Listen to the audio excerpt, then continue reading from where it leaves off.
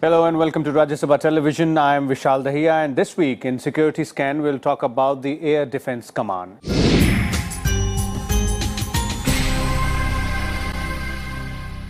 In one of the first decisions after taking over as the first Chief of Defence Staff, General Bipin Rawat has issued directions to prepare a roadmap by 30th of June this year to create an Air Defence Command.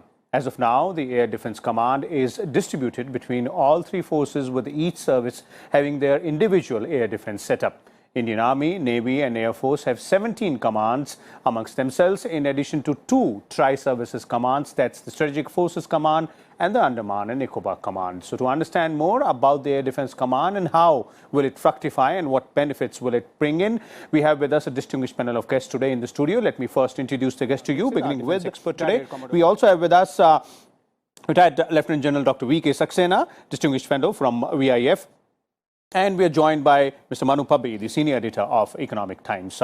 Thank you, gentlemen, for joining us here in the studios. Let me begin with you, Air Commodore Dixit, and let's try and put the entire concept of air defense first in perspective.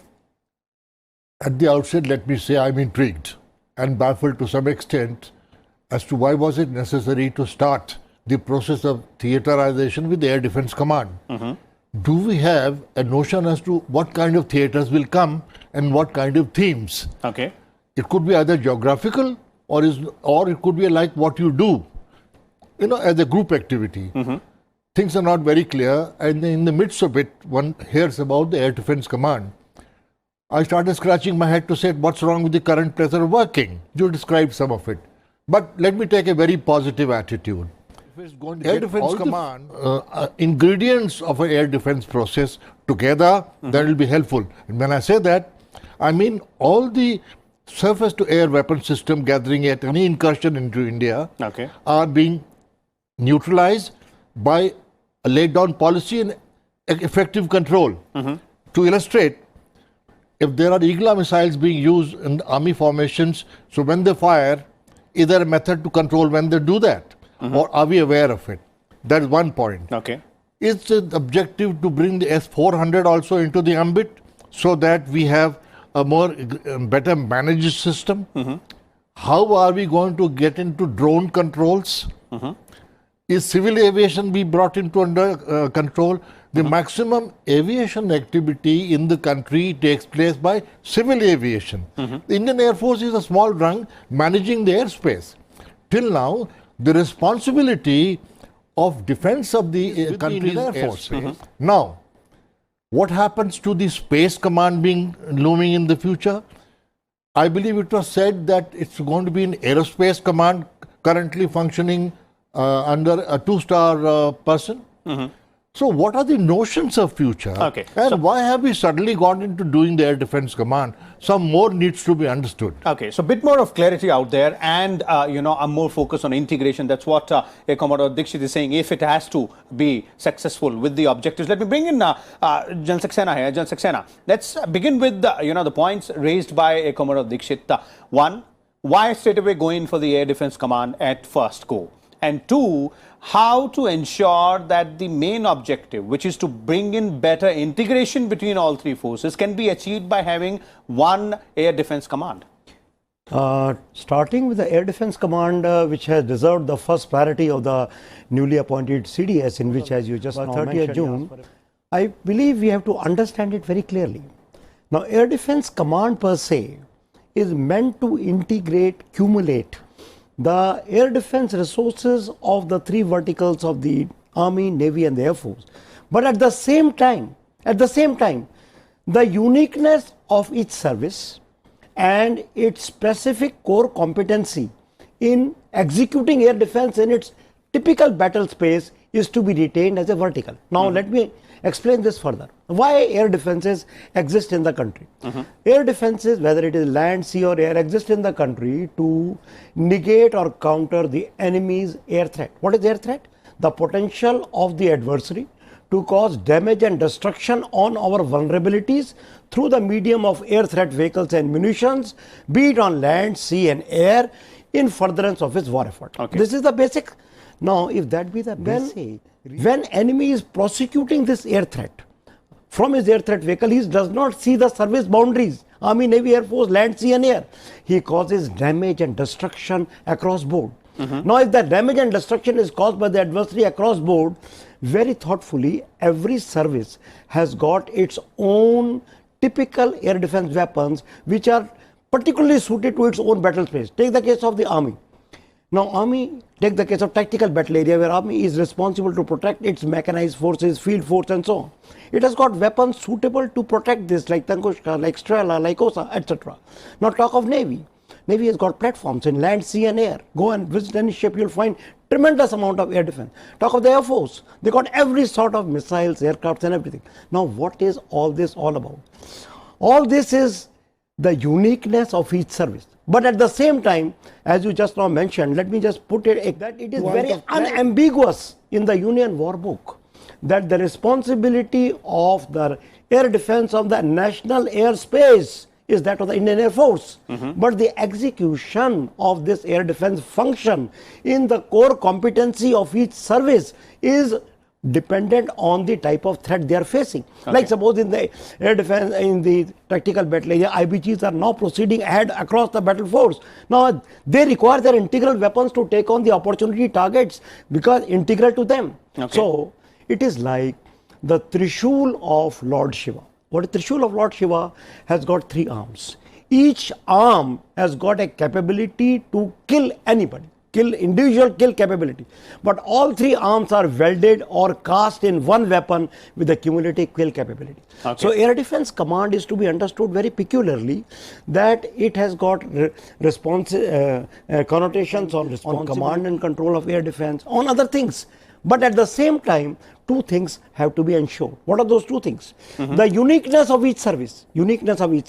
And secondly, the core competency of each service specific weapons to operate in its typical battle space, like Army in tactical battle area, Navy in fleet at sea, Air Force in air and ground. Has to be retained. So these are this is a very delicate thing to be understood. It's not very simple to understand. Everybody say, everybody turf. No turf. It's very clear. Responsibility is clear. Everything is clear. But this uniqueness needs to be maintained. So what you're saying is that it will be an inclusive command, but will not take away the exclusivity or the uniqueness of all 3 forces. And specifically here, when we talk about air defense, then we are looking at the Indian Air Force only. And bring in Manu here. Manu, this was the main responsibility when which was created. That is to integrate the resources in a manner so that they can be utilized in a very optimum fashion, and also to ensure better coordination between all 3 forces. Now, one is that Air Defense Command, does it serve that purpose? And second is, as Commander Dixit pointed out, why begin with Air Defense Command only? No, it's very interesting that they began with Air Defense Command, and it is perhaps the most complex thing to begin with if you see it at first, but then you realize that it is a good model to follow, to formulate commands later, because air defense assets, as was pointed out earlier, have been invested in all 3 services. So the process of consultation to set up commands can start off with a pilot project in which all 3 services are stakeholders.